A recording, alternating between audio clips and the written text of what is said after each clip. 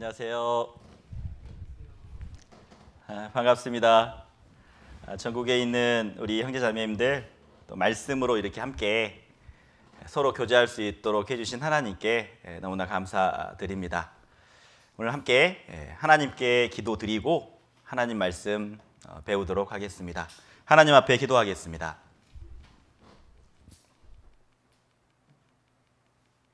은혜로우시고 자비하시며 우리 마음 가운데 위로를 주시는 하나님 아버지 감사합니다.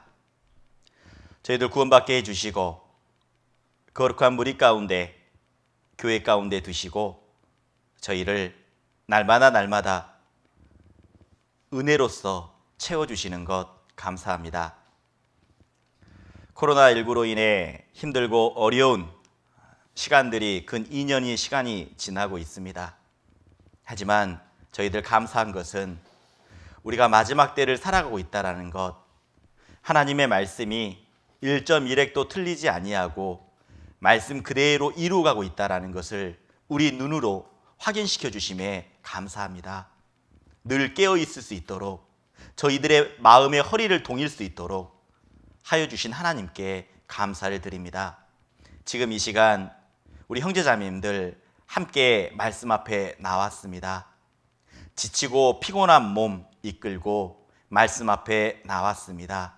비록 교회당은 아닐지라도 집에서 또 현장에서 인터넷으로 하나님의 말씀을 보시는 우리 농인 형제자매님들 마음속에 하나님의 말씀이 새겨지고 더욱더 마지막 때라는 것을 알게 해주시고 그리고 구원받은 그리스도인이기에 하나님이 우리에게 허락해 주신 그 증인의 삶을 살아갈 수 있도록 도와주시길 원합니다. 하나님, 저희들이 이제 말씀으로 저희들의 마음판에 하나님의 말씀을 새기고자 원합니다. 세상의 모든 것들 내려놓고 하나님의 귀한 말씀 우리 마음판에 새겨주시고 그로 인해 좌로나 우로나 치우치지 아니하고 오로지라는 마음으로 하나님 바라볼 수 있도록 이 세상 마지막 때 강하고 담대한 믿음 허락해 주시길 하나님께 구합니다. 시작하는 시간입니다. 마지막 끝까지 하나님 의지합니다. 하나님 바라봅니다. 하나님 홀로 영광 받으시길 원합니다. 우리를 죄악 가운데서 구원해 주신 예수님의 이름으로 기도드렸습니다. 아멘. 말씀 찾겠습니다. 마가복음 5장 21절입니다. 마가복음 5장 21절부터 읽도록 하겠습니다. 성경을 찾는 것도 훈련입니다. 아마 우리 농선부 우리 줌으로 보다 보니까 PPT에 많은 말씀들을 계속 띄우다 보니까 말씀을 찾는 훈련들이 많이 좀 더딘 부분도 있을 것 같은데요. 한번 말씀을 찾아서 읽도록 하겠습니다. 마가복음 5장 21절부터 24절까지 읽겠습니다.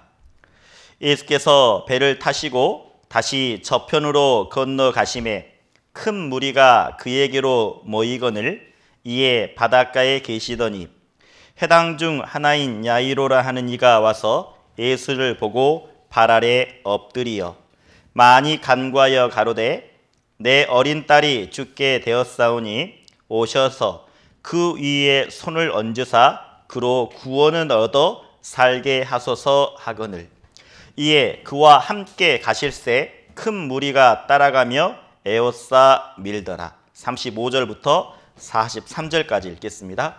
아직 말씀하실 때에 회당장의 집에서 사람들이 와서 가로되 당신의 딸이 죽었나이다.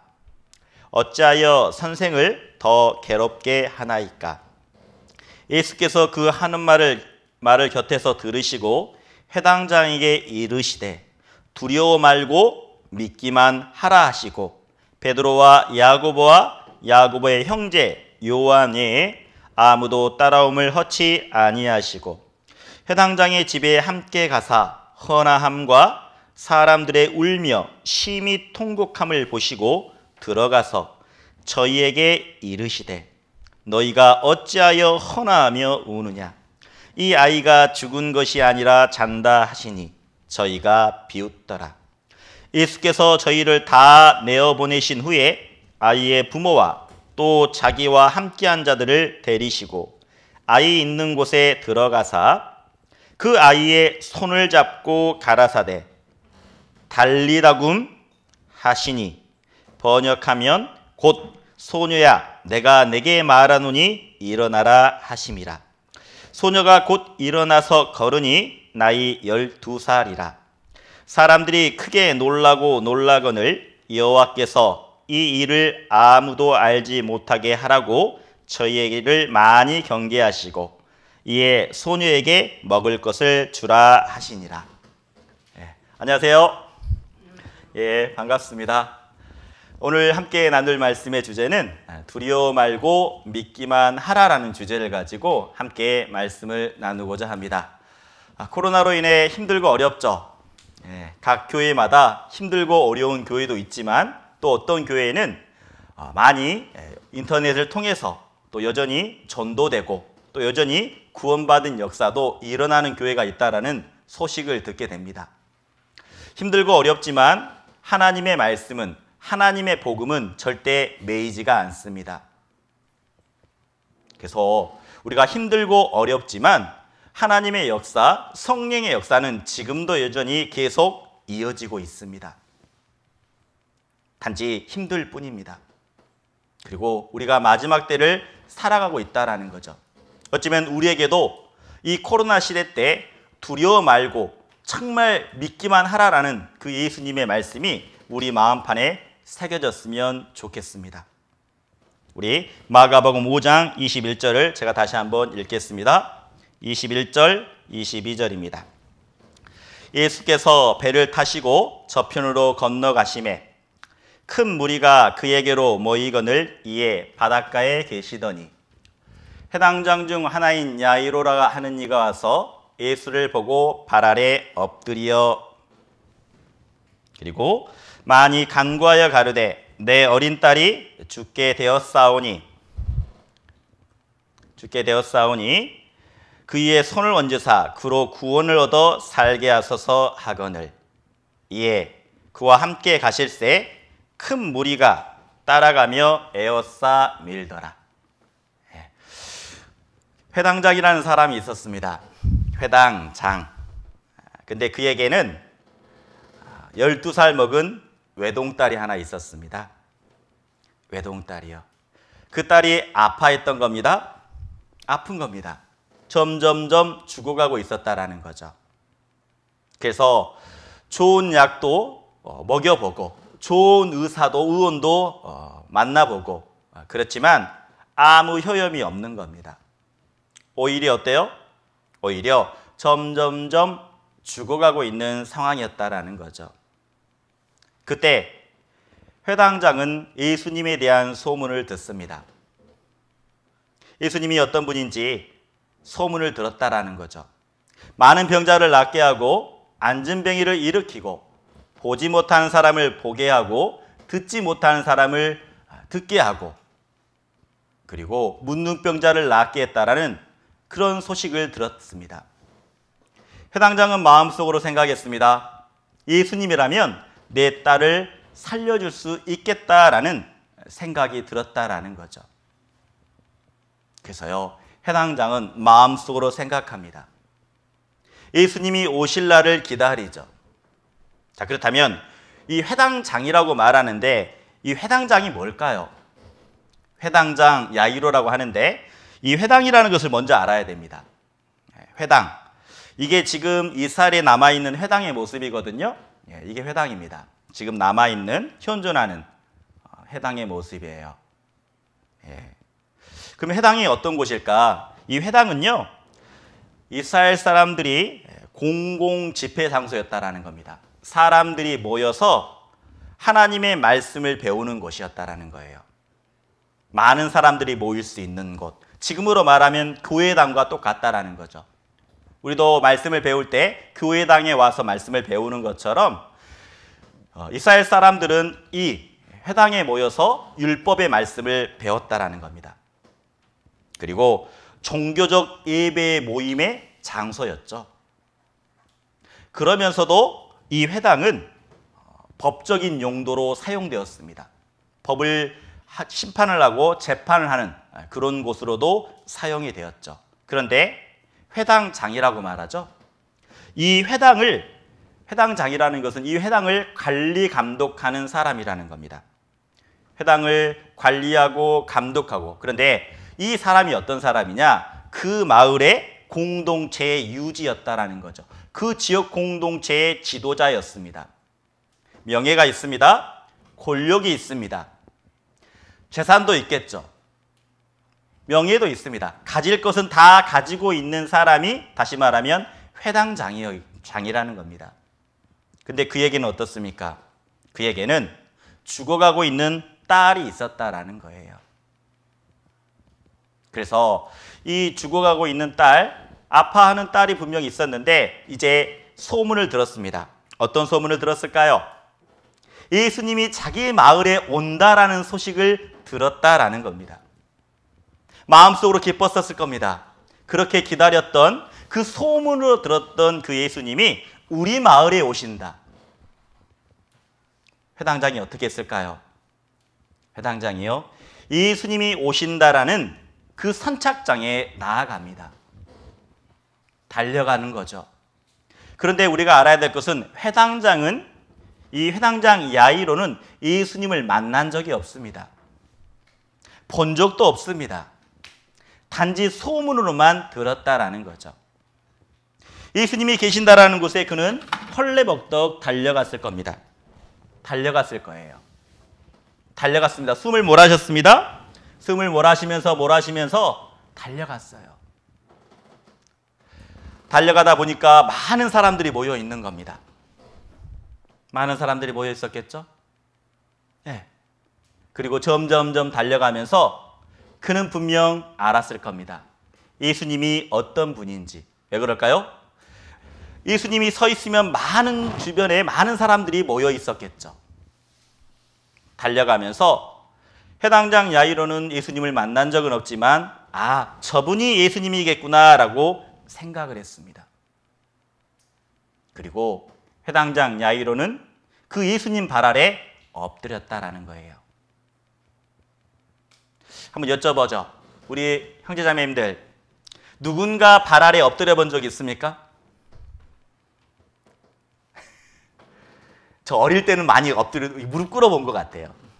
무릎 꿇고 우리 부모님께 잘못하면 꾸중 들을 때 무릎을 꿇고 반성하면서 그런 경험은 있죠. 그런데 나이를 먹고 난 이후에 정말 청소년기를 지나고 나이가 이제 20살, 30살이 되고 자존심도 생기고 그렇기 때문에 누군가 발 앞에 엎드려 본 적이 있냐라고 물어보는 겁니다.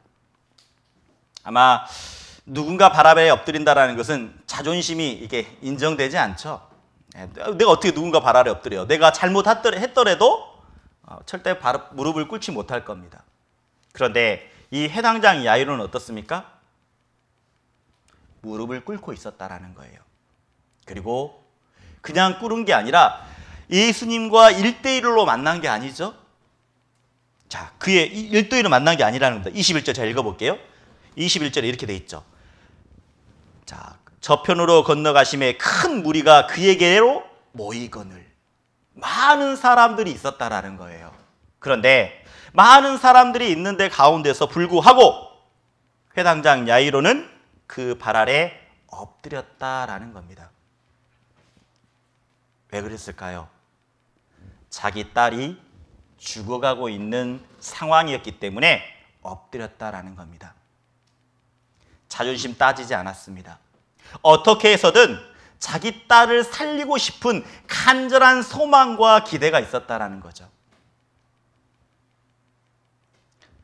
믿음은요, 평온하다, 안전하다 할 때는 드러나지 않습니다. 평온하다, 안전하다 할 때는 절대 믿음은 드러나지 않아요. 믿음은 언제 드러날까요? 믿음은요, 어려운 상황이 되었을 때, 고난이 왔을 때 믿음은 드러난다라는 겁니다. 회당장 야이로 어때요? 예수님을 만난 적도 없습니다. 그런데 예수님에 대한 소문을 듣고 믿었다라는 거예요. 안진뱅이를 일으키고 보지 못한 사람을 보게 하고 듣지 못한 사람을 듣게 하고 문둥병자를 낫게 하고, 그는 소문으로만 들었지만 확실한 믿음이 있었습니다. 예수님이 낫게 해주시겠지. 그래서요, 남들이 보는 앞에서도 기꺼이 무릎을 꿇고 하나님께 매달렸을 겁니다. 예수님, 예수님, 내 딸 좀 살려달라고요. 어려움이 올 때요, 고난이 올 때요, 그 마음의 진실한 믿음은 드러납니다. 평온하다, 안전하다 할 때는 절대 드러나지 않아요. 자, 믿음은 어때요? 평온하다, 안전할 때는 절대 드러나지 않습니다. 그런데 긴박한 상황이 올 때, 뭔가 문제가 발생하는 거죠. 사고가 났을 때, 자녀가 아플 때, 경제적으로 어려울 때 믿음은 드러납니다. 저는 우리 농인 형제자매들과 교제할 때 보면 이런 이야기 많이 들었어요. 나 포기할래. 나 교회 포기할래. 나 믿음 포기할래. 왜 포기하려고 하냐고 물어보면 교회 안에서 마음 안 든 분이 있대요. 마음이 맞지 않대요. 그렇기 때문에 나 포기한대요. 어때요? 벌써 어려운 것이 오니까 어때요? 그 마음속에 있는 것이 다 드러난다라는 겁니다. 조그마한 그 갈등으로 인해 자기 마음속에 있는 것이 다 드러나는 거죠. 하나님은 그래서요, 늘 고난을 허락하십니다. 고난이 있을 때 나의 믿음의 현 주소를 정확하게 알 수 있거든요. 고난이 왔을 때 지금 나의 믿음의 상태를 알 수 있다라는 겁니다. 우리의 믿음이 견고한 것 같죠? 코로나가 왔을 때 저도 두렵더라고요. 여러분은 어떠셨어요? 코로나 제일 처음에 왔을 때. 저는 제일 처음에 지나가는 바이러스겠지, 감기겠지라고 생각했습니다. 그런데 이거 웬일입니까? 확진자가 많이 늘어나는 겁니다. 죽은 사람도 많이 늘어가는 겁니다. 그러면서도 혹시 죽는 것 아니야? 라는 그런 공포감도 올라오더라고요. 그런데 마음속에 한 구석에는 그 두려움이 사라졌습니다. 그 이유는 우리는 죽어도 천국에 갈 수 있는 확실한 믿음이 있기 때문에 그 두려움이 사라지더라고요. 우리는요, 믿음을 가진 사람입니다. 잊지 마십시오. 하나님은 은혜도 주실 뿐만 아니라 고난도 함께 허락하셨다라고 말합니다. 우리에게 풍성한 은혜, 풍성한 사랑을 주셨지만 고난도 허락해 주셨어요. 왜? 내 믿음의 상태를 확인하라고. 여기 새 집이 하나 있습니다. 이 새 집은요, 여름에는 보이지 않아요. 여름에 왜 안 보일까요? 풍성한 잎이 있기 때문에. 그런데 시간이 흐릅니다. 시간이 흘러서 가을이 됐습니다. 가을이 되니까 날씨가 추워집니다. 날씨가 추워지자 이제는 잎이 한 잎, 두 잎 떨어지기 시작합니다. 그리고 겨울이 되었습니다. 겨울이 되자 그 나무에 있는 모든 잎들이 다 떨어졌어요. 자, 겨울이 돼서야, 그때서야 보이지 않던 새 집이 보이는 겁니다. 고난이 왔을 때 자기 마음에 있는 것이 드러나요. 그래서요, 정말 고난이 오면 자기의 모습이 다 드러납니다. 성경에서 어리석은 사람에 대해서 이야기합니다. 혹시 어리석은 사람이 어떤 사람일까요? 성경에서는 이렇게 말합니다. 자, 제가 읽겠습니다. 시편 14편 1절. 어리석은 자는 그 마음에 이르기를 하나님이 없다 하도다. 저희는 부패하고 소행이 가증하여 선을 행하는 자가 없도다. 자, 어리석은 자를 뭐라고 말씀하십니까? 그 마음속에 하나님이 없다라는 거죠. 힘들고 어려운 것이 있으면 믿음 없는 모습이 나온다라는 겁니다. 그런데 어리석은 그리스도인이 있어요. 어리석은 그리스도인. 고난이 왔을 때 어때요? 하나님이 없는 것처럼 말하는 그리스도인. 고난이 왔을 때 하나님이 없는 것처럼 행동하는 그리스도인. 정말 있습니다. 정말 구원받았는데 하나님이 없는 것처럼 행동하고 하나님이 없는 것처럼 말해요. 고난이 오면 어떻습니까? 힘든 게 오면 어떻습니까? 우리 농인분들 어때요? 바로 스마트폰 꺼내 들죠? 교회에 어려운 점 있으면 전국으로 다 전화합니다. 그리고 얼마나 소문이 빠른지. 조그만 어려운 것 있으면 다 전화해서 다 물어보는 거죠. 혹시 이 말씀을 보고 계신 우리 농인분들 혹시 그러지 않습니까? 조그만 어려움만 있으면 하나님께 먼저 무릎 꿇고 기도해야 되는데, 하나님께 정말 무릎 꿇고 인내해야 되는데 오히려 스마트폰 꺼내 들고 내 주변에 있는 형제 자매님들에게 이런 사실을 알리는, 이거 너무한 거 아니냐고 알리는 모습이 있지 않습니까? 그 모습은요, 정말 하나님이 없는 것처럼 행동하는, 하나님이 없는 것처럼 말하는 어리석은 그리스도인이 있을 수 있다는 겁니다. 어려움이 오면 어떻게 해야 될까요? 어려움이 오면 먼저 하나님께 기도해야 되지 않겠습니까? 모든 일의 끝에는요, 하나님의 선하신 계획이 있다는 겁니다. 이 모든 일의 발생은요, 하나님이 주관하셔요. 모든 일의 끝에는요, 하나님의 계획하심이 있다는 겁니다. 그렇다면 왜 이 일이 발생되었는지, 왜 이런 일이 일어났는지 우리는 한 번 정도 하나님 앞에 무릎 꿇어가며 잠잠히 기도하는 것이 진정한 그리스도인의 모습이라는 거죠. 우리 농인 회장님들, 어려움이 올 때요, 그 믿음은 드러납니다. 정말 드러나요. 그래서 하나님은요, 이 세상의 모든 것들 중에 그 만물을 다 만드셨잖아요. 그 중에 이 태풍을 만드셨어요. 태풍. 왜 태풍을 만드셨을까라는 생각을 해봤어요.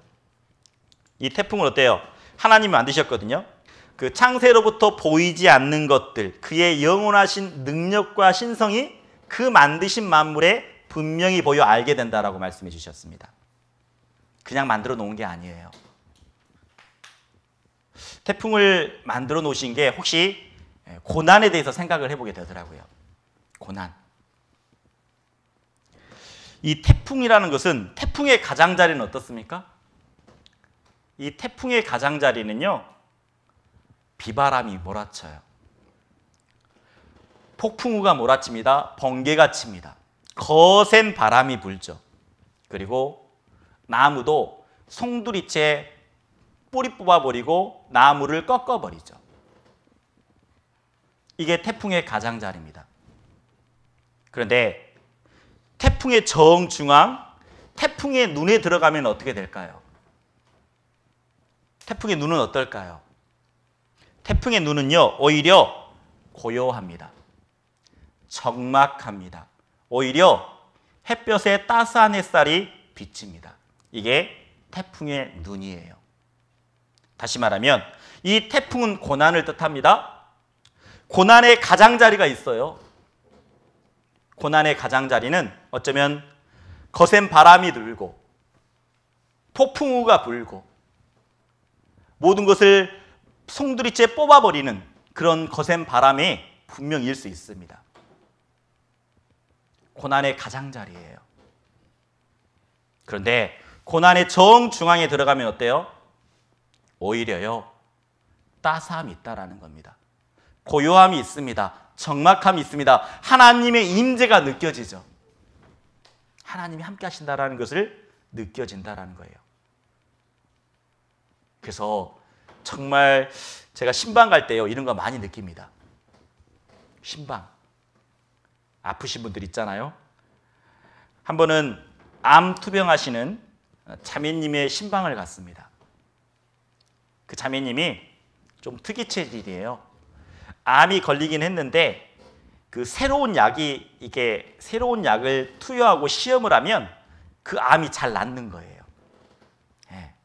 그리고 그 암이 계속 전이가 되고 있는 상황이었어요. 우리가 보기에는 절망적이잖아요. 근데 이 신방을 어떻게 할까라고 고민하고 갔습니다. 병원에 갔는데 저는 그분의 얼굴을 잊을 수가 없습니다. 오히려 웃고 있는 겁니다. 오히려 우리를 반겨주는 겁니다. 아니, 우리 생각으로는 정말 아프고 정말 얼굴이 절망적인 얼굴일 것 같은데 그렇지 않고 오히려요. 은혜가 되더라고요. 웃고 있는 모습에. 그리고 자기의 삶을 하나씩 간증으로서 이야기해 주시더라고요. 자기가 젊었을 때 옷장사를 해서 돈을 많이 벌었답니다. 정말 돈을 많이 벌었대요. 그런데요, 돈을 벌어보니까 그 돈을요, 남편이 마음대로 쓰는 겁니다.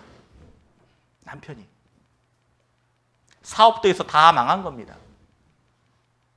그러면서 이제 다시 교제에 회복이 된 거예요. 온전하게 참석하게 되고. 그러면서 그 자매님이 말하는 겁니다. 돈이 중요한 게 아니라고. 정말 중요한 것은 교제 가운데 붙어 있는 것이라고. 내가 지금 비록은 아프지만 그래도 계속 교제 가운데 있고 하나님의 은혜가 있기 때문에 너무 기쁘다고.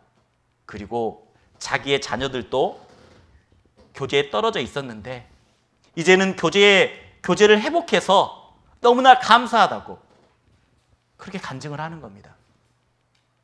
저는 그 간증을 들으면서요, 야, 어떻게 저렇게 간증할 수 있을까? 나 같았으면 힘들었을 건데. 그래서 알았습니다. 아, 고난의 정중앙에 들어가면, 고난의 정중심에 있으면 하나님의 위로가 있구나. 어쩌면 우리가 힘들어하는 것, 우리가 어려워하는 것, 지금 고난의 가장자리일 수 있다는 겁니다. 고난의 가장자리요. 고난의 정중앙에 들어가면요, 하나님의 놀라운 사랑, 놀라운 은혜가 있다라는 거죠. 회당장 야이로 분명 힘들었을 겁니다. 어려웠죠. 하지만 그 가운데 회당장은 믿음이 있었습니다. 예수님께 나아갔죠. 그리고 예수님께 간구합니다. 그런데요, 예수님께 간구하는데 한 번의 간구가 아니라는 거예요. 많은 사람들이 보고 있잖아요. 많은 사람들이 보고 있으면서 아마 매달렸을 겁니다. 예수님의 그 바지자락을 잡으면서 예수님, 내 딸 좀 살려주세요. 이렇게 하지 않았겠습니까? 내 딸 좀 살려주세요. 23절 제가 읽겠습니다.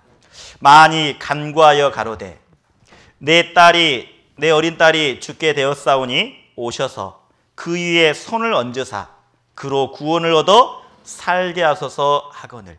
자, 여기 보면 한 번 간구했다라는 게 아니죠. 많이 간구했다라고 말합니다. 많이요. 그리고 이 모습을 통해서 우리가 알 수 있는 게 있습니다. 회당장 야이로는 겸손한 사람이었다라는 겁니다. 먼저 무릎을 꿇었죠. 그리고 회당장 야이로는 예수님을 전적으로 신뢰하고 믿고 있었다라는 걸 알 수 있어요. 이렇게 말하잖아요. 그냥 오셔서 손만 얹어주십시오. 손만 얹어주시면 내 딸 낳을 수 있습니다. 예수님은 그런 능력이 있는 분 아닙니까? 이렇게 믿음을 가지고 있었다라는 겁니다. 많이 간구했다라고 말하고 있어요. 다른 사람이 보는 것 괜찮다라는 겁니다. 회당장 야이로잖아요.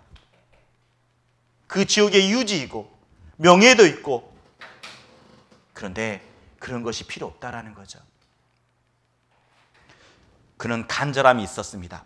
겸손함이 있었습니다. 그런데 우리가 알고 있는 니고데모라는 사람이 있습니다. 아마 모르신 분도 있겠지만 니고데모라는 사람은 유대의 간원이었습니다. 지금으로 말하면 국회의원 정도 돼요. 정치적, 종교적 지도자. 그가 예수님을 한밤중에 만납니다. 왜 밤중에 만날까요? 만약 예수님을 만났다라는 소문이 퍼지면 이 니고데모라는 사람은 유대 교회에서 쫓겨나는 겁니다. 추례당하는 겁니다. 그렇다면 자기가 가지고 있던 명성, 자기가 가지고 있는 권력을 다 내려놓아야 돼요. 다 내려놓아야 됩니다. 쫓겨나기 때문에. 그래서 밤에 만난 겁니다. 그런데 해당장 야이로는 지금 어떤 모습이죠?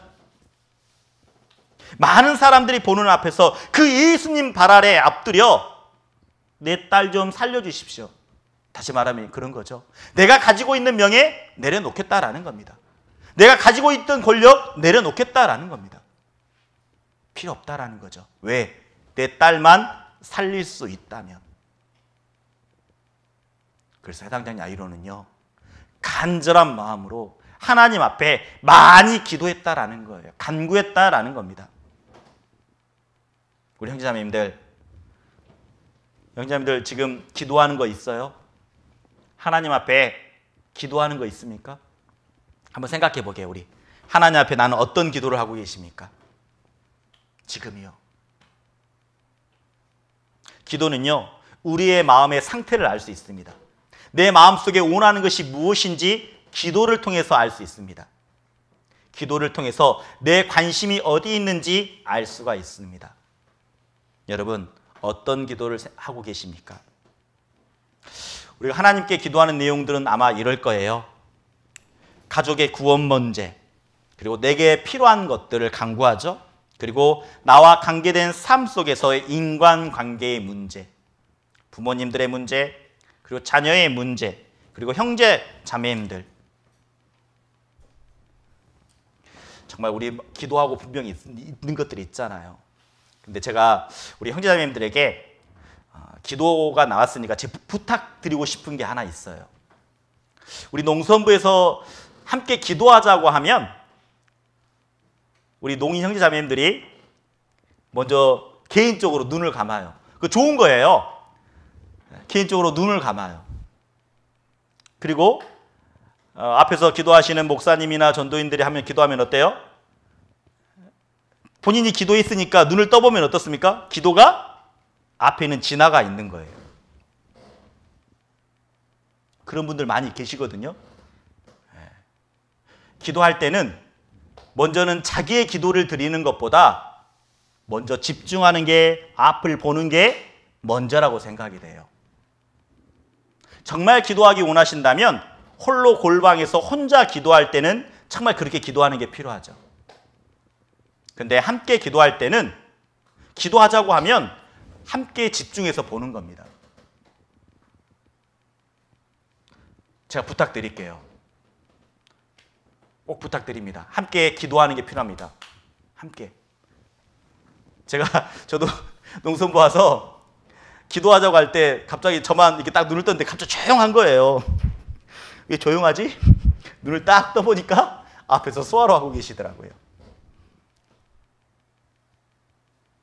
그러니까 앞에 저는 어때요? 앞에 기도 내용을 다 놓쳤잖아요. 그런 겁니다. 앞에서 전도인이 기도할 때 부탁드립니다. 눈을 뜨고 함께 집중하는 게 필요합니다. 네. 개인적인 기도는 혼자 계실 때 혼자 하나님께 기도드리는 게 필요해요. 그래서 우리의 기도, 지금 나는 어떤 기도를 하고 계십니까? 기도의 모습을 통해서요, 나의 현재의 믿음의 상태가 그대로 드러납니다. 기도의 내용을 통해서요. 기도는 하나님이 우리에게 허락하신 그리스도인의 특권입니다. 특권이에요. 구원받은 사람만이 할 수 있는 특권이라는 겁니다. 내가 하나님 앞에 기도하고 있지 않다라는 것은요, 다시 말한다면요, 하나님의 신뢰가 없으며 하나님을 의지하고 있지 않다라는 거죠. 그리고 내 생각과 내 경험으로 지금 생활하고 있다라는 겁니다. 그리고 하나님에 대한 소망이 없다라는 증거라는 거예요. 여러분, 우리 농인분들이요, 기도하는 거 어려운 줄 알고 있어요. 개인적으로 기도할 때 눈을 감죠. 근데 항상 우리는 눈을 뜨고 있잖아요. 우리 농인분들은. 정말 진정한 기도를 드렸으면 좋겠습니다. 혼자 골방에 나아가서 정말 눈을 감고 기도하는 그 시간이요. 내가 기도하고 있지 않습니까? 그렇다면 하나님을 의지하고 있지 않고 오직 자기의 생각과 경험으로 지금 살아가는 겁니다. 그리고 내가 하나님 앞에 기도하고 있는데 늘 기도의 제목이 똑같고 늘 기도의 내용이 똑같아요. 수화를 쓰면 늘 똑같습니다. 기도의 내용이. 왜 그럴까요?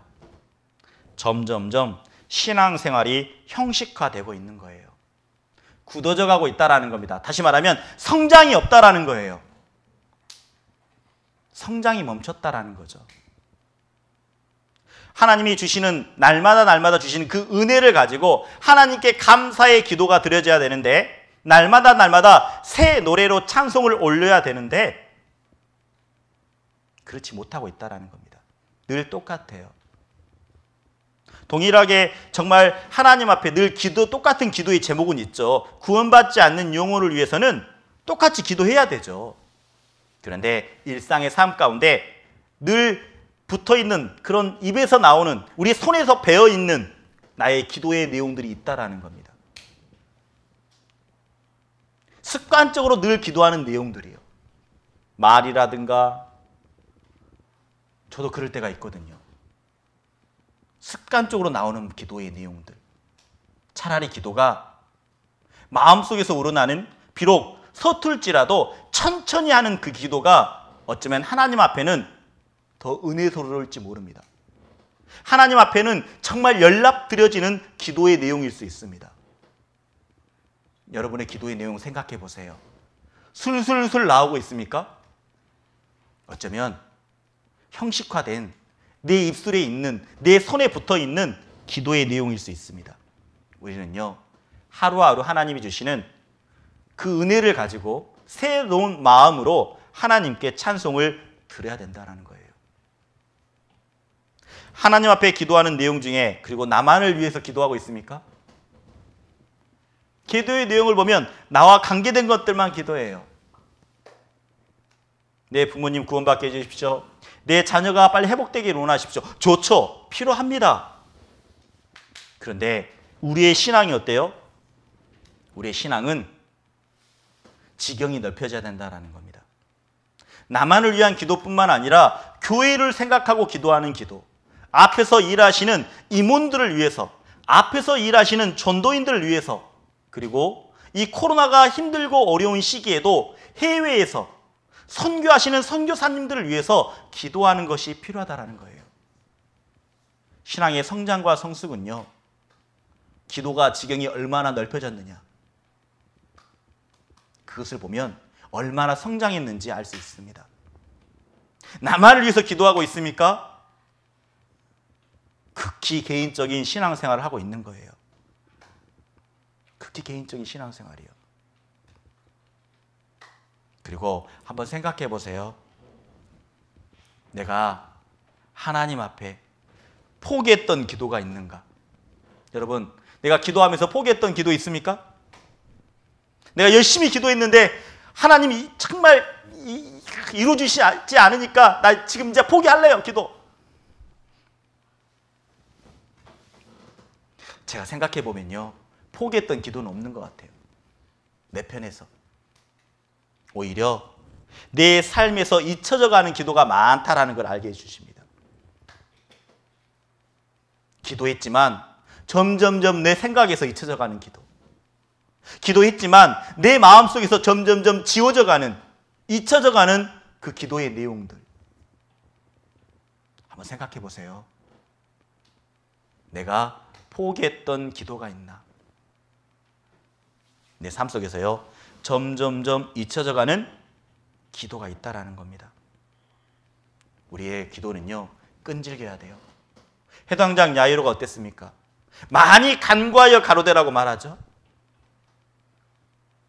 하나님이 들어주시는 기도는요, 끈질긴 기도가 돼야 된다는 겁니다. 끈질긴 기도요. 끈질긴 기도. 포기하지 않는 거죠.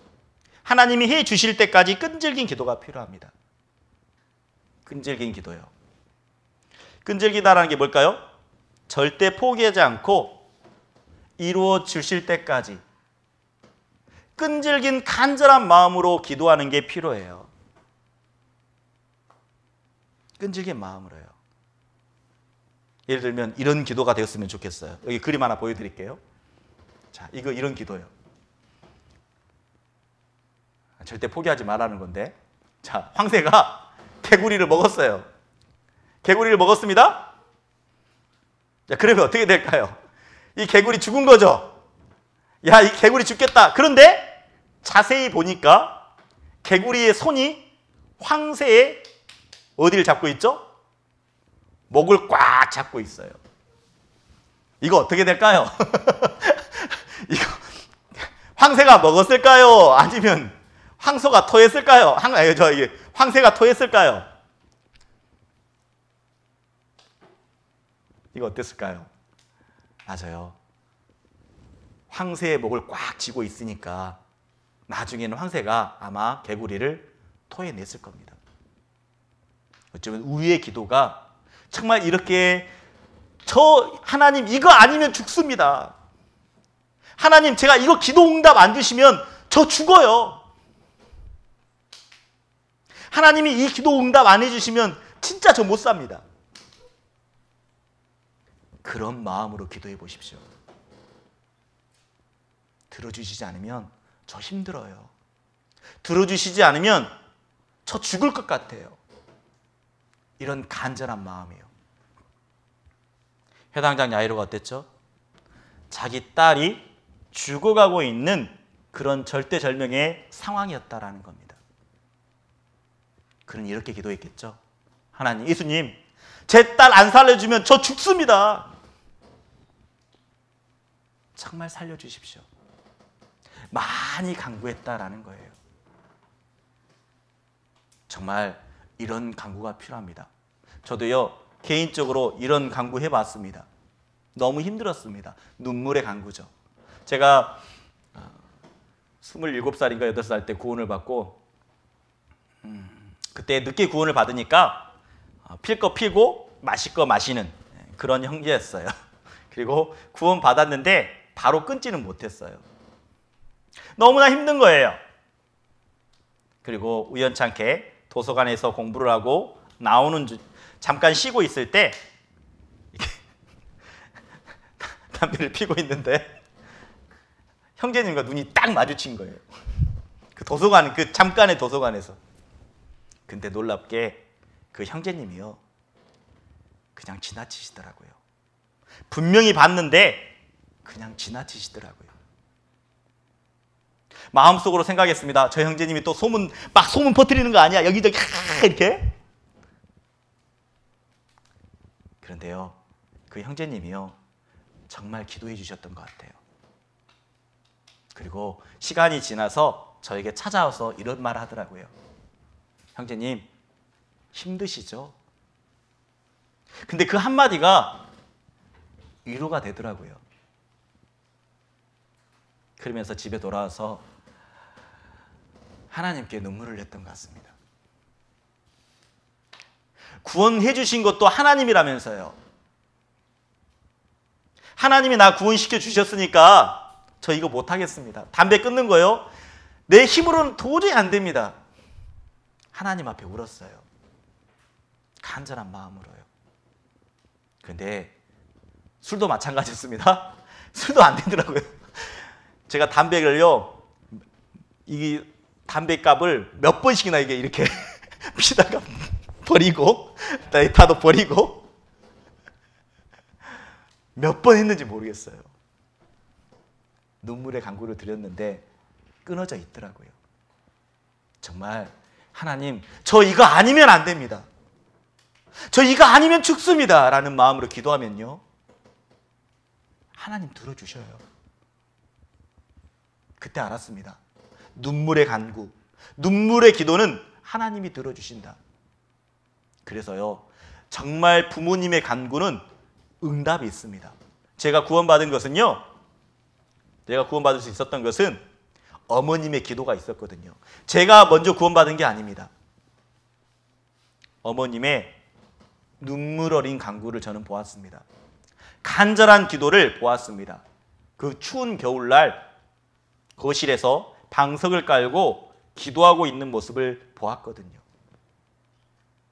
그러면서 늦은 밤 집에 돌아올 때면 항상 그 모습이 보였습니다. 방석에 무릎을 꿇고 기도하고 있는 모습이요. 그리고 제 이름도 불러가면서 기도하시더라고요. 근데 그 모습을 그냥 지나쳤습니다. 근데요, 시간이 지나면서 정말 어머님의 기도는 응답이 있었습니다. 제가 말씀을 듣게 들었고 그리고 구원받게 되었기 때문이죠. 저는 그래서 믿습니다. 어머님의 눈물의 간구는 정말 응답하신다. 형제 자매님들의 간구도 마찬가지입니다. 눈물의 간구는 하나님이 들어주십니다. 기도는요, 끝까지 해야 돼요. 그래서 저는 이 비가 오지 않으면요, 제가 그 인디언 사람들이요, 비가 오지 않으면 기우제를 드린대요. 기우제. 인디언 사람들이 비가 오면 기우제를 드립니다. 근데 이 기우제를 드리기만 하면 비가 꼭 온대요. 놀랍죠? 그들은 우상을 믿고 있잖아요. 하나님을 믿는 사람들이 아닙니다. 그들이 믿고 있는 우상을 믿고 있는데 이상하게 그 우상에게 기우제를 드리는 겁니다. 비가 와달라고도록 제사를 드리는 거예요. 그 제사를 드리면 꼭 비가 온다라는 거예요. 왜 그럴까요?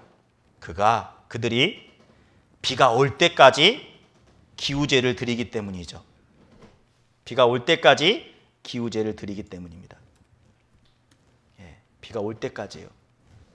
어쩌면 우리들의 신앙의 모습, 우리들의 간구도 마찬가지가 된다는 겁니다.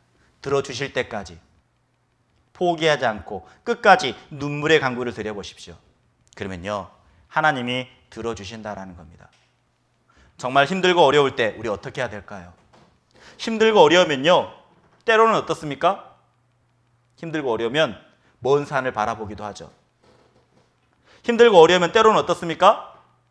한숨을 쉬기도 합니다. 구원받은 사람도 세상 사람들도 한숨을 쉬어요. 여러분 어때요? 안 그렇습니까? 시편의 기자가 이렇게 말합니다. 너무나 힘들었어요. 너무나 어려웠어요. 그러면서 이렇게 말합니다. 시편 121편 1절에 이렇게 말합니다. 제가 읽겠습니다. 내가 산을 향하여 눈을 들리라. 나의 도움이 어디서 올꼬? 나의 도움이 천지를 지으신 여호와에게로소다. 여호와께서로다라고 말하죠. 너무나 이 시편의 기자도 힘들었던 겁니다. 너무나 답답했던 겁니다. 그래서 산을 보았던 거죠. 왜요? 하나님이 만들어주신 그 창조물을 바라보면서 하나님 살아 계시는데 너무나 답답하기 때문에, 너무나 어렵기 때문에 그 산을 바라본 겁니다. 그러면서 이렇게 말하죠. 나의 도움이 어디서 올꼬? 모든 도움은 하나님, 천지를 창조하신 하나님께 온다라는 겁니다. 제가 이번에요, 추석에 저희 어머님 집에 갔습니다. 어머님 집에 가서 좀 이렇게 1박 2일 동안 있으면서 조금 힘들었던 나머지 한숨을 쉬면서 힘들다 이렇게 이야기했어요. 한숨을 쉬면서 힘들다 죽겠다 그랬더니 저희 어머님이 저한테 뭐라고 하시더라고요. 아니, 구원받은 사람이 왜 한숨을 쉬냐고, 구원받은 사람이 왜 죽겠다라고 말하냐고. 뭔가 제가 얻어맞은 기분이었습니다. 나 그래도 목사인데 항상 집에 가면 어머님에게 많은 교훈을 받습니다. 왜 죽겠다라고 말하냐고, 왜 힘들다냐고 말하냐고, 왜 하나님이 계시는데 힘들다, 어렵다, 한숨을 짓냐고. 근데 그 말을 들어보니까 너무 맞는 거예요. 그래서 제가 우스갯소리로 그랬습니다. 알았어요, 어머니. 이제 살겠다라고 말할게요. 야, 살겠다. 나 살겠다. 우스갯소리지만 그때 그랬던 것 같습니다. 정말 우리가요, 한숨 쉴 수 있어요. 근데 우리가 힘들고 어려울 때 한숨을 쉬는 것이 아니라 기도를 드렸으면 좋겠습니다. 한숨이 어때요? 이게 한숨이잖아요. 깊게 내뱉었다가 깊게 들이켰다 내뱉는 게 한숨이잖아요. 그 한숨을 쉴 때 그 한숨을 내쉬는 것이 아니라 한숨의 기도를 드렸으면 좋겠습니다. 이 한숨의 기도가 뭐냐면요, 짧은 기도예요. 내가 힘듭니까? 어렵습니까? 그때 정말 진정성을 가지고 하나님 도와주십시오. 하나님, 제가 어렵습니다. 저 하나님 힘듭니다. 하나님 도와주세요라고 한숨을 내쉴 것이 아니라 한숨의 기도, 잠깐의 기도를 하나님 앞에 드리는 모습이 진정한 그리스도의 모습이 아닐까라는 생각이 이 추석 때 생각이 되었습니다. 우리 힘들고 어려울 때요, 한숨 짓지 말고요, 기도하십시오. 죽겠다, 어렵다라고 말하지 마시고요, 야, 살겠다 라고 말하셨으면 좋겠습니다. 그 회당장 야이로 분명 힘들고 어려웠겠죠. 많이 간구했습니다. 이렇게 말하죠. 많이 간구하여 가로되 내 딸이 죽게 되었사오니 오셔서 그이의 손을 얹으사 그로 구원을 얻어 살게 하소서 하거늘. 이에 그와 함께 가실새 큰 무리가 따라가며 에워싸 밀더라. 이제 어떻습니까? 예수님의 마음이 움직였어요. 회당장 야이로의 어떤 모습을 보고 예수님의 마음이 움직였다라는 겁니다. 너무나 중요한 거예요. 여러분, 예수님의 마음, 하나님의 마음이 움직이는 것은요, 간절함입니다. 그는 무릎 꿇었습니다. 그리고 많은 사람들이 보든 관계없이 하나님께 매달렸습니다. 자존심 다 내려놓았습니다. 자기 명예도, 자기가 가지고 있는 권력도 다 내려놓았습니다. 그리고 예수님만 바라보고 예수님, 내 딸 좀 살려달라고, 내 딸 좀 살려달라고 정말 부르짖었습니다. 하나님은 진실된 마음, 전적으로 신뢰하고 있는 모습, 전적으로 의지하고 있는 모습을 보았기 때문에 예수님의 마음이 움직인 겁니다. 우리 삶 가운데서도 예수님이 내 삶 가운데 개입하기를 원하지 않습니까? 예수님이, 그 하나님이, 천지를 창조하신 하나님이 내 삶을 주관하기를 원하십니까?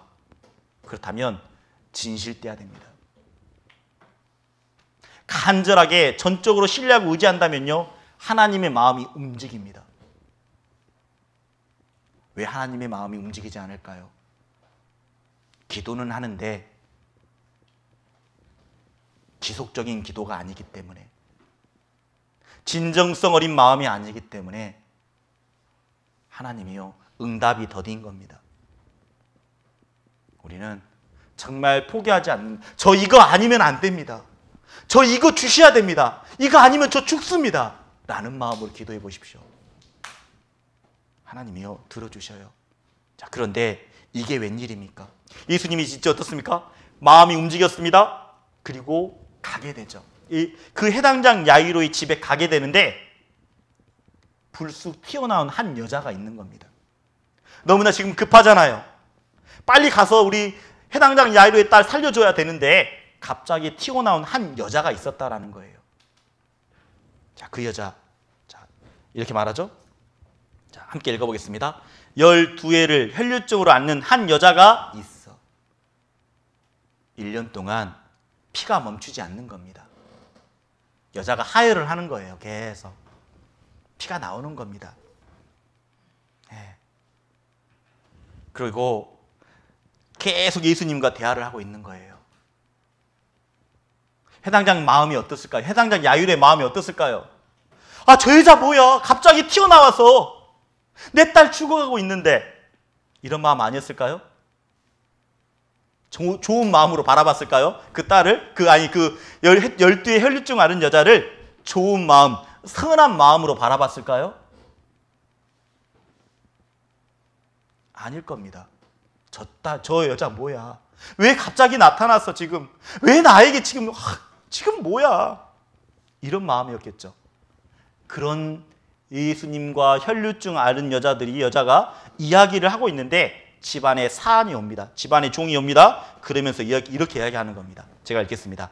아직 말씀하실 때에 해당장의 집에서 사람들이 와서 가로되 당신의 딸이 죽었나이다. 어찌하여 선생을 더 괴롭게 하나이까? 라고 말합니다. 야, 이게 무슨 일입니까? 조금만 지체하지 않고 바로 갔으면 내 딸 살릴 수 있는데 그 열대 혈류증 앓는 여자, 저 여자 때문에 마음이 어땠을까요? 해당장 야이로의 마음이. 근데요, 우리도 이런 경험 많이 합니다. 신앙생활 합니다. 우리 하나님을 보고 신앙생활 하죠. 그런데 신앙생활 할 때마다 나를 힘들게 하는, 나를 어렵게 하는, 나 정말 주님께 기쁨이 되고 영광이 되고 그렇게 살아가려고 노력하는데 불쑥불쑥 나를 힘들게 하는, 어렵게 하는 형제 자매님들이 있다라는 겁니다. 우리 그때 어떻게 해야 될까요? 그 해당장 야이로는 어떤 마음이었을까요?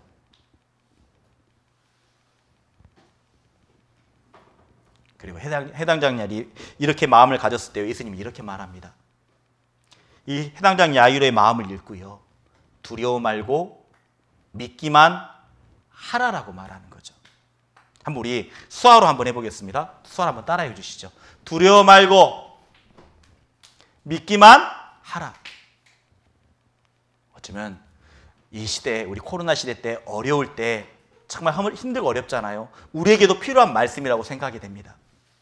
두려워 말고 믿기만 하라. 예수님은 정확하게 해당장 야이로의 마음을 알았습니다. 야이로가 어떤 마음이었을까요? 내 딸 죽었으니까 이제 됐어요. 정말 삶을 포기하고 싶은 마음. 나 살아서 뭐해? 나에게 소망도 없는데 내가 더 이상 살아서 뭐해? 아마 그런 마음이었을 겁니다. 그런데요, 예수님이 말씀하시는 거죠. 그 마음을 정확하게 읽고 회당장에게 말하는 겁니다. 두려워 말고 믿기만 하라라고요. 자, 그렇다면 우리 생각해 보죠. 하나님은, 예수님은 우리들의 마음을 정확하게 읽습니다. 그렇다면 마귀는 그리스도인의 마음을 볼 수 있을까요? 읽을 수 있을까요? 자, 읽을 수 있다. 읽을 수 없다. 헷갈리시죠? 마귀가 진짜 우리들의 마음을 볼 수 있을까 없을까? 자, 그러면 또 이런 건 어때요? 마귀는 사람의 마음을 볼 수 있을까요 없을까요? 구원받은 그리스도인과 구원받지 못한 사람들의 마음.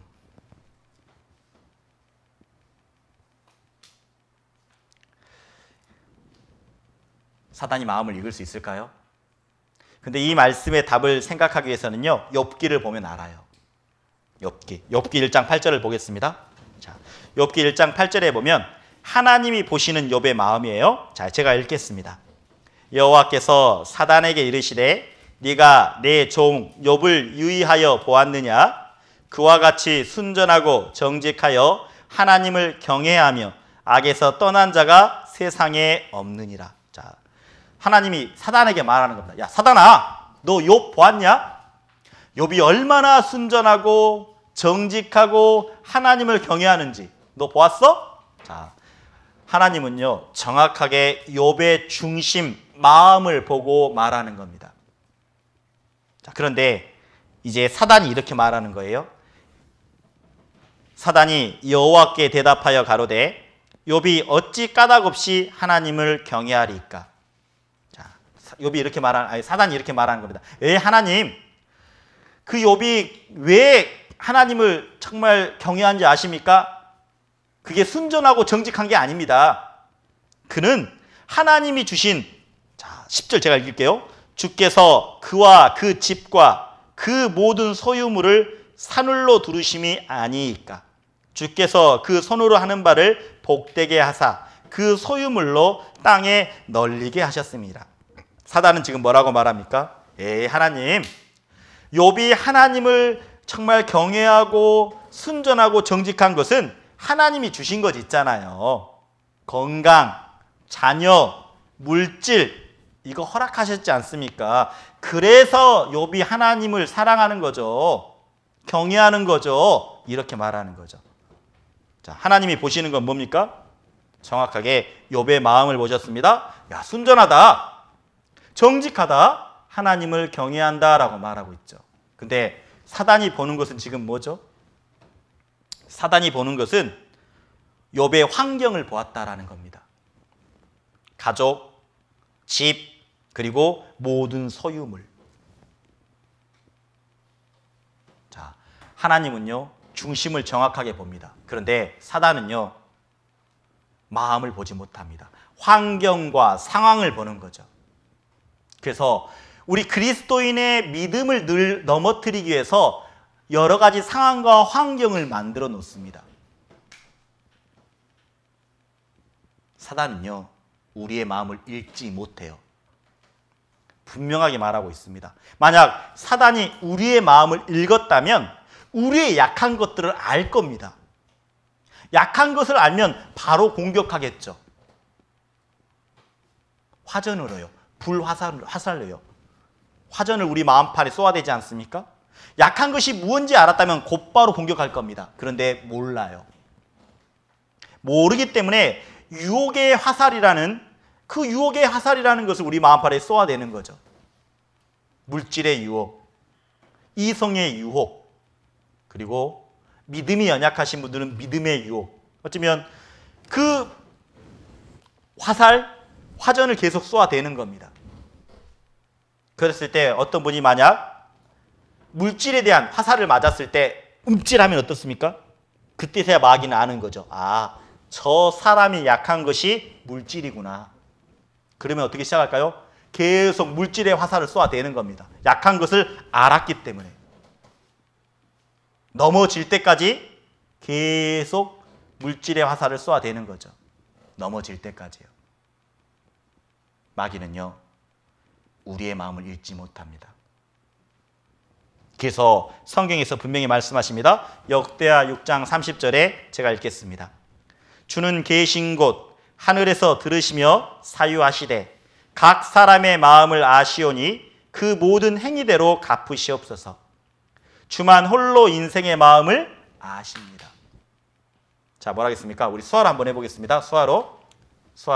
주만 홀로 인생의 마음을 아십니다.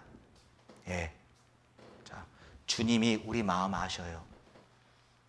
그래서요, 그리스도인이 해야 될 것은 내 주변과 환경이 중요합니다. 왜요? 마귀는 상황을 통해서, 환경을 통해서 우리를 넘어뜨리려고 하거든요. 그렇기 때문에 그리스도인은 무엇을 가까이 하느냐가 중요하다는 거죠. 주변과 환경이 정말 하나님을 가까이 하는 것들이 있다면 우리의 마음을 뺏기지 않을 겁니다. 근데 내가 가까이 하는 게 뭐예요? 있잖아요, 여러분들. 똑똑똑똑똑똑. 스마트폰. 내 주변과 환경에 스마트폰, 세상적인 것이 있기 때문에 내 마음속에 계속 유혹의 화살이라는 것을 쏘아대고 나는 넘어지는 겁니다. 내 주변에 하나님과의 관계된 것들을 많이 두십시오. 하나님을 연상할 수 있는 것들을 내 주변에 많이 두십시오. 그러면요, 하나님과 화목할 수 있습니다. 우리의 마음을 지킬 수가 있는 겁니다. 분명 하나님은 욥의 마음을 읽었어요. 욥의 마음을 읽을 뿐 아니라 해당장 야이로의 마음도 읽었던 거죠. 얼마나 힘들었을까요? 그 여자. 생각해 보세요. 그 12의 혈육 중 하나의 여자 얼마나 미웠을까? 그런 생각 안 들어요? 저 같아서도 미웠을 것 같아요. 내 딸이 죽었는데. 근데 우리 교회 안에서도 그런 분 있잖아요. 나를 힘들게 하고 어렵게 하는 분들. 내가 말할 때마다 나에게 맨날 딴지 걸고 나를 태클 걸고. 그런 형제 있어요, 없어요? 있는 게 당연해요. 없다고 하면 거짓말이에요. 왜 그러냐면 우리는 다듬지 않는 돌이에요. 우리는 벽돌이 아니에요. 다듬지 않는 돌이기 때문에 하나님은 그 반석 위에 다듬지 않는 돌을 가지고 단을 쌓아가고 있는 겁니다. 교회를 이루어가고 계시다라는 겁니다. 여기 한번 얼굴 봐보세요. 얼굴. 똑같은 얼굴 있어요? 얼굴 다 달라요. 얼굴이 다르다는 것은 마음이 다 다르다라는 겁니다. 우리는 다듬지 않는 돌이에요. 그런데 이 돌과 돌끼리 마주치는 겁니다. 교회를 이루어가려면요. 하나님은 나에게 내게 지금 어려운 게 있습니까? 나를 힘들게 하는 형제 자매들이 있습니까? 하나님이 일하고 계신 거예요. 하나님이 일하고 계신 거예요. 우리가 알아야 될 것은 나를 힘들게 하는 형제, 나를 어렵게 하는 형제도 자매도 그들도 예수님의 피로 구원받은 그리스도인이라는 겁니다. 하나님이 너무 사랑하셔요. 하나님이 너무 아낍니다. 왜? 하나님의 피값으로 죽음으로 산 생명이기 때문에 너무나 사랑합니다. 너무나 아낍니다. 그렇기 때문에요. 내가 나를 힘들게 하는 형제가 있다면, 나를 힘들게 하는 자매가 있다면 우리가 초조해할 필요 없습니다. 내가 화낼 필요도 없습니다. 왜요? 하나님은 그 형제를 통해서, 그 자매를 통해서 일하고 계셔요. 왜? 다듬지 않는 돌이지만 서로 부딪혀 가면서 점점점 단을 쌓아가고 있다는 겁니다. 그러면 우리 생각해 보게요. 나를 힘들게 하는 형제, 나를 어렵게 하는 형제, 어떻게 해야 될까요? 그리고 놀라운 것은 해당장 야이로는요, 그 12의 혈류증 알리자 여자에 대해서 아무 말을 하지 않습니다. 정말 그래요. 아무 말 하지 않아요. 우리가 어떻게 해야 될까요? 에베소서 4장 2절을 보죠. 이게 우리의 답입니다. 나를 힘들게 하는, 어렵게 하는 형제가 있다면 이렇게 하라라고 말씀하고 있어요. 자, 함께 읽겠습니다. 모든 겸손과 온유로 하고 오래 참음으로 사랑 가운데서 서로 용납하고 평안에 매이는 줄로 성령의 하나 되게 하신 것을 힘써 지키라. 여기 보시면 모든 겸손이라고 말합니다. 모든이라고 있어요. 겸손과 온유로 하고라고 돼 있어요. 자, 모든 겸손과 온유. 이 겸손과 온유는 누구의 마음이죠? 예수님의 마음입니다. 나는 온유하고 겸손하니 정말 내 마음을 배우라라고 말하죠. 내 마음을 배우라. 나는 온유하고 겸손하니. 겸손한 게 뭡니까? 나는 낮추고 상대방을 높이는 거죠. 그게 겸손입니다. 나는 부족하다. 나는 연약하다. 맞아요. 우리는 잊지 마십시오. 내가 죄인이라는 것을 잊지 않았다면요, 내가 본질상 진노의 자녀라는 것을 늘 잊지 않는다면 우리는 절대 교만하지 않습니다. 내가 원래부터 죄인이었었다. 근데 죄인이라는 꼬리표는요, 사라지지 않아요. 우리가 하나님 몰랐을 때는 심판받을 죄인이었습니다. 근데 구원받은 이후에는 뭐죠? 죄 용서받은 죄인이라는 거죠. 내가 죄인이었다라는 것을 늘 마음속에 새기고 산다면요, 정말 겸손해질 수 있습니다. 그리고 온유라고 말합니다. 따뜻하고 부드러운 마음이라고 말하고 있죠. 그리고 오래 참음이라고 말합니다. 한번 여쭤보죠. 여러분, 나를 힘들게 하는 형제가 있고 자매가 있다면 오래 참을 수 있어요? 우리 솔직히 이야기해. 솔직히. 오래 참을 수 있어요? 맞아요. 어렵죠. 우리의 본성으로는 절대 오래 참을 수가 없어요. 마음속으로 막 미워 죽겠네. 저 자매 이사 안 가나? 저 형제 이사 안 가나? 우리요, 본성으로는 절대 오래 참을 수 없습니다. 근데 오래 참을 수 있는 게 하나 있어요. 그것은 기도밖에 없습니다. 우리의 본성을 거스릴 수 있는 것은 기도밖에 없어요. 한번 생각해 보세요. 우리의 기도, 분명 나를 위해서 나와의 관계된 것들, 구원받지 않는 사람들, 그리고 내가 지금 신앙생활 가운데 필요한 것들을 간구했었죠. 그런데 나를 힘들게 하는, 나를 어렵게 하는 그런 형제 자매에 대해서는 기도해 본 적 있습니까? 기도해 보았겠죠. 우리가 그리스도인인데 어떻게 기도 안 할 수 있겠습니까? 그런데 그 기도가 정말 간절했냐라는 겁니다. 진실되었냐라는 겁니다. 정말 그 형제의 못난 모습, 그 자매의 부족한 모습이 있다면 하나님, 저 부족한 모습이 있다면 채워주십시오. 내가 잘못한 게 있다면 내 마음도 깎아주십시오. 그렇게 기도하면요, 정말 본성을 거스릴 수 있습니다. 오래 참을 수가 있다라는 겁니다. 내 주변에 지금 여전히 그런 형제가 보입니까? 지금 여전히 그런 자매가 보입니까? 그렇다면 이제 무릎 꿇고 기도하십시오. 그 형제를 위해서, 그 자매를 위해서요. 그랬을 때 오래 참을 수 있습니다. 그리고 이렇게 말하는 겁니다. 사랑 가운데서 서로 용납하라고 돼 있어요. 용납. 성경을 보면 용서라는 단어가 나오고 용납이라는 단어가 나오는데, 저는 개인적으로 읽으면서 왜 여기서 용서라는 말씀을 쓰지 않고 용납이라고 했을까? 자, 용서라는 말은 뭘까요? 이 사전적인 의미는요, 상대방이 잘못하여 마음속에 정죄하고 심판했지만 그냥 마음속으로 덮어두는 것, 말하지 않는 것, 그게 용서예요. 자, 그런데 생각해보죠. 이게 사전적인 의미입니다. 자, 그런데 우리가 누군가를 정죄할 수 있는 사람입니까? 내가 누군가를 심판할 수 있는 사람입니까? 정죄와 심판은요, 오직 하나님만이 할 수 있는 겁니다. 내가 누굴 심판하겠습니까? 내가 원래부터 죄인이었는데. 내가 누굴 정죄하겠습니까? 내가 원래부터 죄인이었는데. 그래서 하나님이 우리에게요, 용납하라고 말씀하는 겁니다. 용납이 뭡니까? 있는 모습 그대로를 덮어주는 것. 용납이 무엇입니까? 있는 모습 그대로를 감싸주는 것. 그게 용납입니다. 힘들겠죠.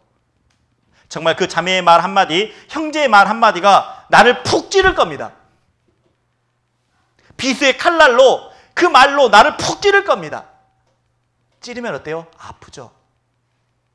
아프더라도 그냥 그대로 있는 겁니다. 그게 용납이에요. 나는 아프지만 그대로 감싸주고 안아주는 겁니다. 힘들죠. 그런데요, 그 목자국난 손길로 하나님이요, 위로해 주시는 겁니다. 얼마나 아팠냐고. 그 목자국난 손길로 나를 감싸주시고 안아주시는 겁니다. 아마 그런데 우리 생각 가운데는 이렇게 생각할 수 있어요. 아니면 그러면 그 자매의 못난 모습, 형제의 그 못난 모습은 어떻게 하라고요? 아마요, 이 교회의 주인은 누구입니까? 하나님입니다.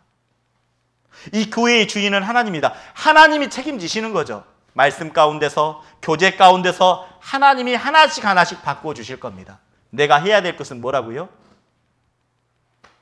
온유와 겸손, 오래 참음으로 서로 용납하는 것, 그냥 감싸주는 것, 안아주는 것, 그리고 나머지는 주님께 맡기는 겁니다. 주님이 바꿔주시겠지.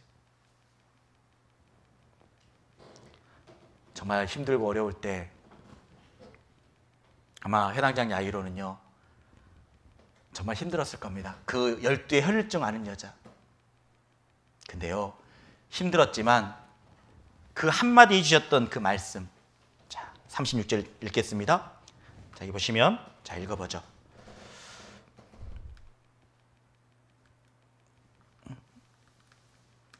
계속 돌아가네. 예.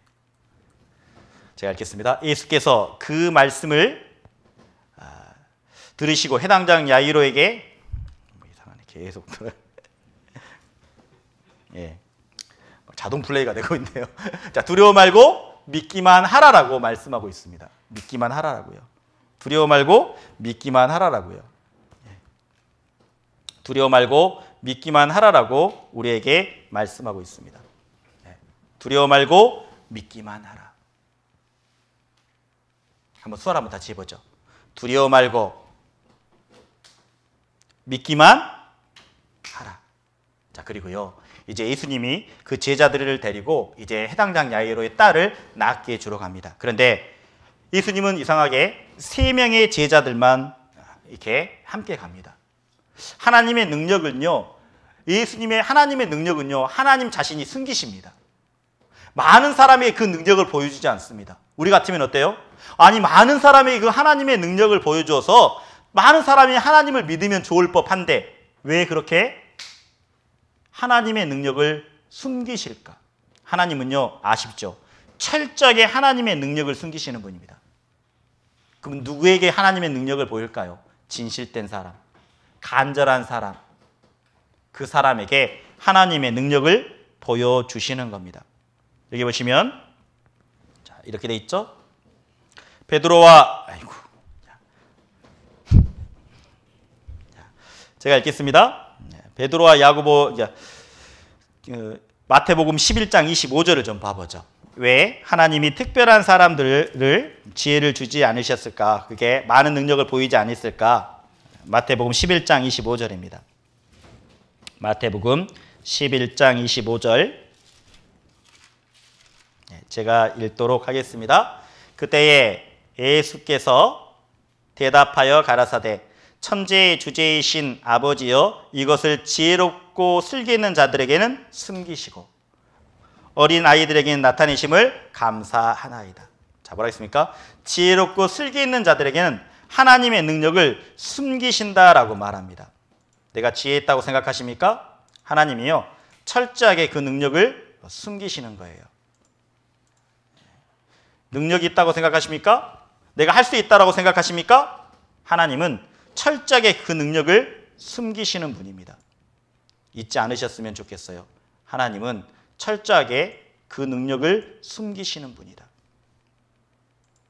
그래서요, 우리가 알아야 될 것은 정말 간절한 사람에게 보여주시는 겁니다. 근데 우리가 좀 알아야 될 것은요, 우리가 이런 게 많아요. 경험. 우리 신앙생활 하다 보면 어때요?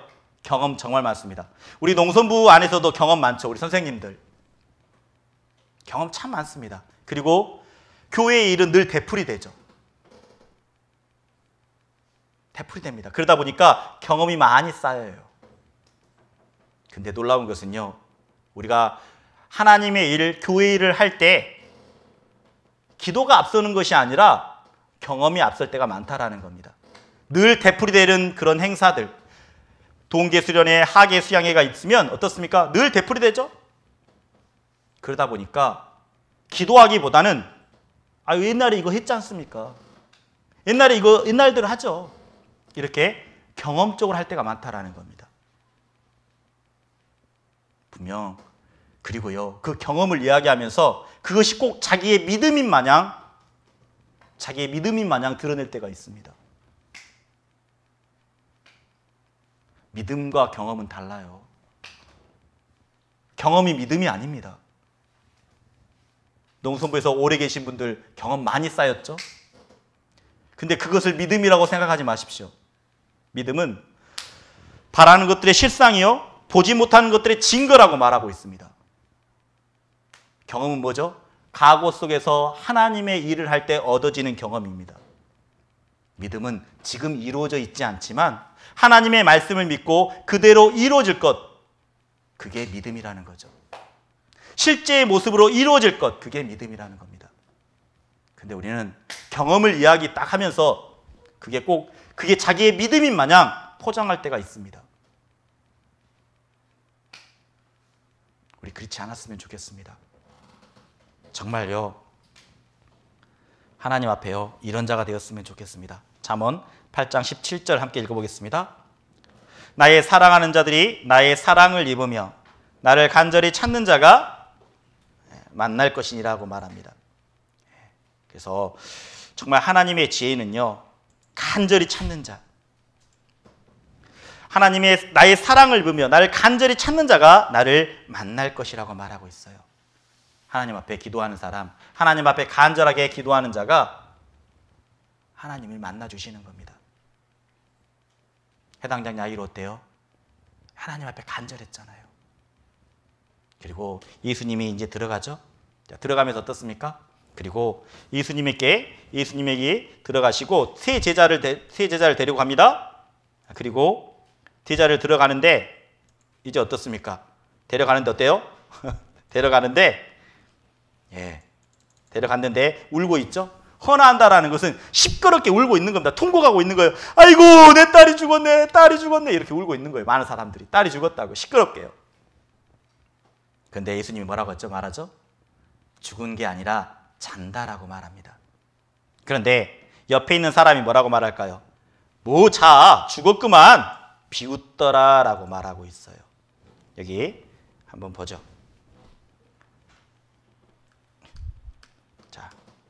자, 읽어보겠습니다. 들어가서 저희에게 이르시되 너희가 어찌하여 헌화하며 우느냐, 이 아이가 죽은 것이 아니라 잔다 하시니 저희가 비웃더라. 여기저기서 비웃는 겁니다. 아이고 저 딸 죽었는데 뭐 하고 있는 거야? 뭐 하고 있지? 아마 여기저기서 수근수근 했을 겁니다. 우리 해당장 야이로님 지금 뭐 하는 거야? 아이고 지금 뭐 하고 계시는 거야? 그런데 어때요? 마음속에 그랬을 겁니다. 그래, 내 딸 죽었지, 예수님 이제 가세요, 됐어요. 그랬으면 자기 딸이 살아나지 못했을 겁니다. 그런데 마음속에 예수님이 해주셨던 그 한마디, 자 뭐였죠? 우리 수화로 한번 해보죠. 수화로. 자, 두려워 말고 믿기만 하라. 그 말 한마디가 마음속에 끝까지 있었기 때문에 나아갈 수 있었다라는 겁니다. 그리고 어때요? 예수님이 이렇게 말씀하시죠. 달리다고 하시니 그 딸이 살아납니다. 소녀야 내가 네게 말하노니 일어나라라고 말합니다. 일어났을 때 어때요? 살아나게 된 거죠. 그래서 우리가 힘들고 어렵지만요, 코로나로 인해 힘들고 어렵지만 분명 우리는 일어나야 됩니다. 예수님이 소녀에게 말씀하셨던 것처럼 달리다고 하시니 소녀야 내게 말하노니 일어나라라고 말씀해 주신 것처럼 이제 정말 일어나는 신앙, 내가 잠자는 신앙이 아니라 주님 바라보면서 예수님을 생각하고 예수님을 바라보면서 더 일어나는 깨어있는 신앙생활이 되었으면 좋겠습니다. 오늘 두려워 말고 믿기만 하라라는 주제를 가지고 함께 말씀을 나눠보았습니다. 우리 기도하고 마치겠습니다. 하나님 아버지 감사합니다. 저희들 구원받게 해주시고 교회 가운데 두시고 오늘 말씀을 통해서 진정한 사랑이 무엇인지, 진정한 기도가 무엇인지, 또 기다림이 무엇인지 알게 해주셨습니다. 두려워 말고 믿기만 하라라고 말씀해 주셨습니다. 정말 이 코로나 시대에 힘들고 어렵지만 두려워하지 아니하고 주님 바라볼 수 있는 믿음 허락해 주시길 하나님께 구합니다. 우리 다음 함께 더 교제할 때 또 성장되어 있는, 성숙되어 있는 신앙생활 할 수 있도록 하나님이 도와주시길 원합니다. 모든 것 감사하며 우리를 죄악 가운데서 구원해 주신 예수님의 이름으로 기도드렸습니다. 아멘. 수고하셨습니다.